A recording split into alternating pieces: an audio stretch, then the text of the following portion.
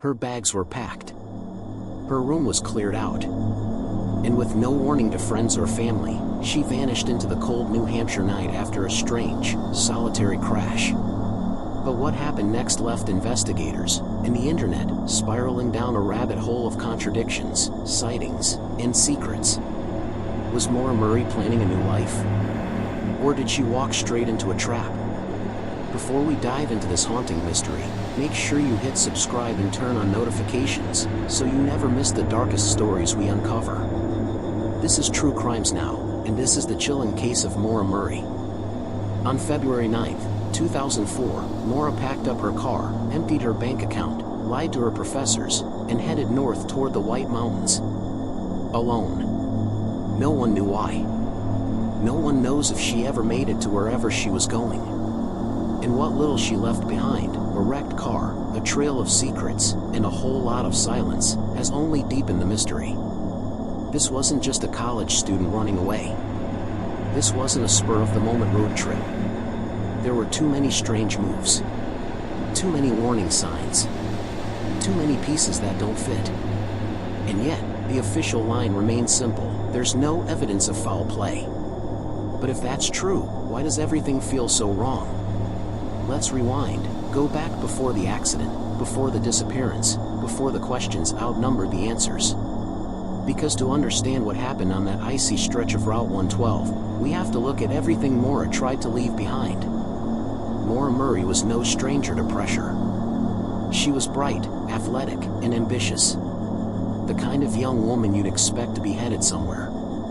She started at West Point, an institution that demands perfection, but she didn't stay. Something about it didn't fit. So she transferred to UMass Amherst to study nursing. A fresh start. A second shot. But underneath the surface, there were cracks. In the weeks leading up to her disappearance, Maura's world seemed to be unraveling. She had gotten in trouble for credit card fraud, stealing a friend's card to order food. It was minor, maybe even brushed off as a dumb mistake. But it added tension, pressure, guilt. Then there was the wrecked car, her father's car. A single car crash late at night, just 2 days before she vanished. She'd been out drinking, attending a party. On her way back, she hit a guardrail. No sobriety test. No injuries. Just a totaled car and a wave of discomfort she didn't share with anyone. And there's more. The night before she left, Maura searched MapQuest for directions to Burlington, Vermont. She emailed professors saying there had been a death in the family. There wasn't. She told her boss she'd be gone for a week.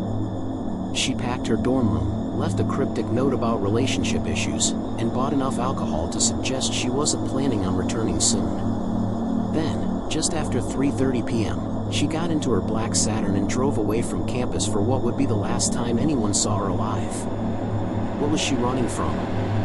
Or, what was she running to? Hours later, a woman in rural Woodsville, New Hampshire, called 911 to report a car accident. A black Saturn had gone off the road on a sharp curve, just a few feet from her home. Minutes later, a school bus driver, who lived nearby, stopped to help the driver, a young woman. She was cold. Shaken. But she insisted she was fine. She said she'd already called AAA. The driver found that odd. Cell service in that area was non-existent. He offered to call the police. She pleaded with him not to. 15 minutes later, the police arrived. The car was still there. Maura wasn't. Gone. There were no footprints in the snow. No blood. No signs of a struggle. It was as if she'd stepped out of her car and vanished into thin air. But this isn't a magic trick. Someone doesn't just disappear without leaving something behind. And what Maura did leave behind, the car, the lies, the broken patterns, tells us something. If you know where to look.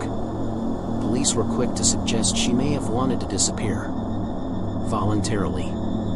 After all, she hadn't told anyone where she was going. She made up a story about a death in the family. Her actions, they said, pointed to someone who wanted out. But even if that were true, why do the details tell a darker story? Why didn't she leave a note for her family? Why lie about a death? Why choose a destination in the mountains, at night, in the middle of winter? And then, there's the silence that followed. Maura's phone was never used again. Her bank account, never touched. There were no confirmed sightings. No trace of her, anywhere. It's as if her life ended on that cold, desolate highway. But no one knows how. And as we move deeper into this case, into the inconsistencies, the phone calls, the missing timelines, one thing becomes clear. This wasn't just a disappearance. This was something else. And the evidence, it's been speaking the whole time. The question is, are we finally ready to listen? Maura's black Saturn was left abandoned on a quiet bend of Route 112, the snow swallowing up any signs of where she may have gone. Her belongings were still inside. Her favorite brand of lip balm. Her school books. The box of wine she bought earlier was found spilled across the back seat, soaking into the fabric like a stain that refused to tell its story. Her cell phone and wallet? Gone. When police arrived at 7:46 p.m., they found no sign of a struggle. No footprints leading off into the woods. No blood. No shattered glass. Just silence. And the chilling feeling that something was very wrong. The bus driver who had stopped minutes earlier told police the girl seemed disoriented but calm, cold, but not panicked. She told him not to call the cops. That detail stuck with people. Why wouldn't she want help? Unless she was afraid of who might come. Within just minutes of the crash, Maura had vanished. Into thin air. The timeline was tight. Too tight. Some say it would have been nearly impossible for her to disappear completely unless someone picked her up or took her. But if that was the case, where was the evidence? Authorities launched a search that night, but it was hampered by darkness and snow. Tracking dogs were brought in the next morning. They caught her scent, briefly. It led east, just a few yards from her car, then stopped cold in the middle of the road, like she'd gotten into another vehicle. No one had seen another car. No one had heard a scream. And in small towns like Haverhill, secrets don't stay buried long. Unless someone's helping keep them quiet. The media would later call Maura's case the first internet-age mystery. And maybe that's why it spread so far, so fast. True crime forums lit up. Strangers pored over blurry screenshots of her ATM footage, dissected every movement of that cold February day, and built a digital shrine to a girl they'd never met. And what they found only deepened the mystery. Why did Maura lie to her professors and say there was a death in the family? Why did she search for directions to the White Mountains? Why pack her things, take out hundreds of dollars in cash, and disappear into a snowstorm with no clear plan? Some theorized she'd been planning a new life. That she needed to escape. Maybe from school. Maybe from a secret. Others were convinced foul play was involved. That someone she trusted betrayed her. Or that she hitched a ride with the wrong person, and never made it to wherever she was going. Fred Murray, Maura's father, never stopped searching. In press interviews, in the woods, in abandoned basements. He chased every lead, knocked on doors, begged police to treat the case as more than a missing person. Because to him, this wasn't about theories. It was about his daughter. And someone out there knew what happened. Over the years, rumors spread like wildfire. A local man had allegedly bragged about killing a girl. A strange house near the crash site was searched, and cadaver dogs hit on a scent in the basement. But no body was found. No charges were ever filed. And the truth slipped further away with every passing year. But there were patterns. Odd coincidences. Like the chilling fact that just days before she disappeared, Maura had crashed her father's car in a different accident. Another event with no clear explanation. No sobriety test. Just damage, confusion, and silence. And then, there was the red truck. Multiple witnesses reported seeing a red pickup truck in the area around the time Maura vanished. Some said it was parked near her car. Others claimed it was seen speeding away. police have never confirmed a link, but online sleuths are convinced it holds the key. Because if someone picked her up, it wasn't random. It was someone who knew the area. Someone who knew how to vanish. As the investigation dragged on, frustration mounted. The case changed hands. It was reclassified as suspicious. Cadaver dogs, search teams, private detectives, all came and went. But nothing ever stuck. Every answer opened a new question.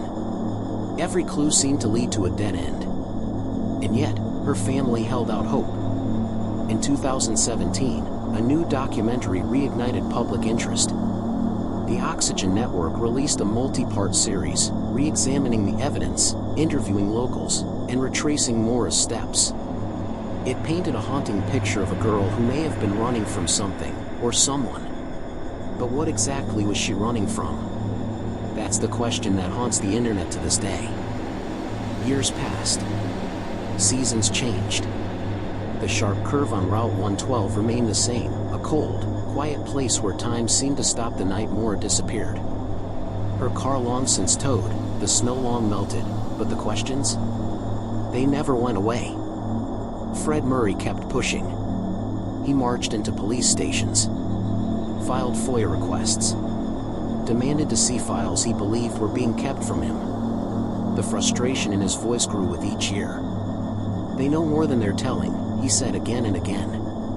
Whether it was stubborn incompetence or a cover-up, he wasn't sure. But something didn't add up. The investigation was re-examined in 2009 when Maura's case was handed to New Hampshire's Cold Case Division. Officially, it became a suspicious missing persons case.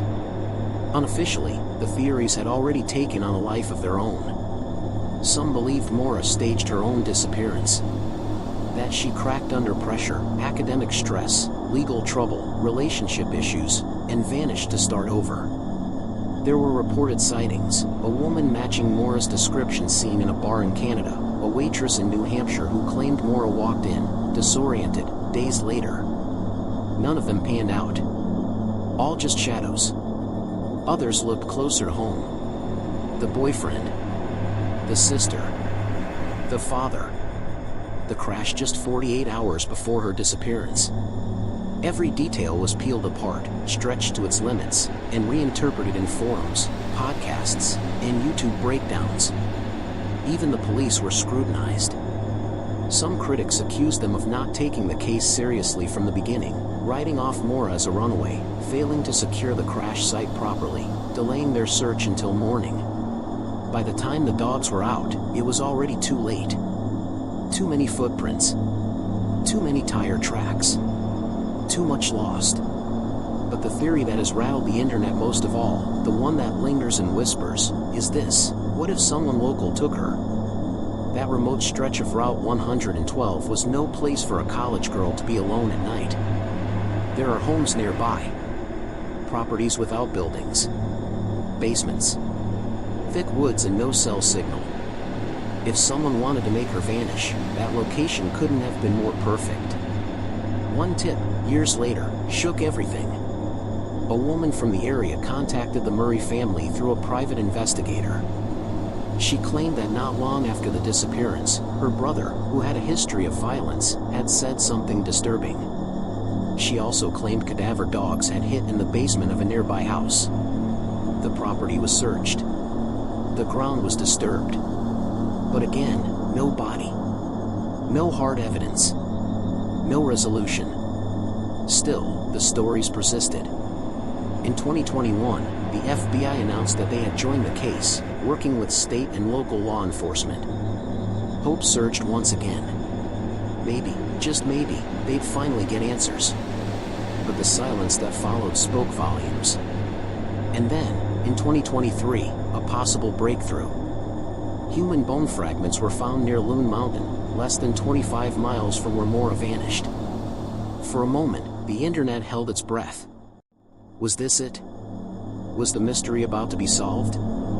But after weeks of waiting, the results came back. The remains were not Maura's. Another dead end. Another name added to a long list of women who disappeared in the cold silence of New England. Maura's case, despite the media attention, the documentaries, the forums that dissect her last known steps, remains unsolved. A young woman vanished in the middle of a snowstorm, in a place she had no reason to be, for reasons no one can agree on. But the facts don't lie.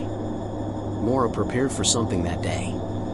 She withdrew cash, bought alcohol, packed up her dorm room, told no one the truth. She searched for remote places on MapQuest, and then drove north, into nowhere. So what does the evidence really say? Does it point to a premeditated escape? A cry for help? A calculated abduction? Or is the truth something darker, something no one has dared to imagine? Time has not softened the edges of Maura Murray's story. If anything, the years have sharpened them. In her dorm room at UMass Amherst, police found boxes, her belongings packed like someone preparing for a long trip, or an escape. Her artwork removed from the walls. Textbooks placed neatly, alongside birth control and a printed email referencing trouble in her relationship. A room in transition. A life paused mid-sentence. But paused for what? We know she lied about a death in the family. We know she searched for destinations in the mountains, Burlington, the White Mountains, Stowe. She made hotel inquiries. Packed her car with alcohol and clothing. Told no one where she was going. And then drove into a snowstorm. What was she running from? Or toward? Some believe she planned to vanish, to reset, escape pressure, start fresh. But that theory falters at the crash site. Why crash in a rural area with no reception? Why decline help from the bus driver, knowing she hadn't called AAA? Why vanish just before the police arrived, leaving no footprints into the woods? Not even the dogs could find her scent beyond a short distance. It was as if she stepped off the earth. Others say she was abducted, taken in those crucial 7 minutes between the 911 call and the first officer's arrival. That a passing vehicle, maybe one of the 3 seen by the bus driver, stopped and took her. She was vulnerable, shaken, alone in the dark. That theory is chilling, because it means someone is still out there. And they never spoke. And then, there's the third possibility. That she was picked up by someone she trusted. A local. Maybe even someone who offered a warm ride, a safe place, a promise that things would be okay. But they weren't. It's what makes this case so unbearable. The silence. The emptiness. The ache of not knowing. Fred Murray never stopped searching. He followed every tip, combed every lead. Spoke with reporters. Pressed authorities. But he's aging now. And hope is a hard thing to carry for 20 years.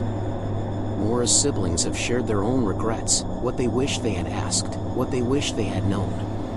Her sister Kathleen later spoke about the call that may have triggered Maura's emotional unraveling just days before. It wasn't just about drinking. It was about helplessness. About feeling the weight of someone else's spiral. About trauma passed between siblings like secondhand smoke. Maura was human. Not a ghost. Not a myth. A daughter. A sister. A college student trying to find her footing on shaky ground. She was struggling, but she was still fighting. And then, on a cold February night, that fight ended. Whether it was a calculated escape, an accident turned fatal, or a violent crime hidden in plain sight, the truth remains buried. Somewhere in the snow. Somewhere in the silence.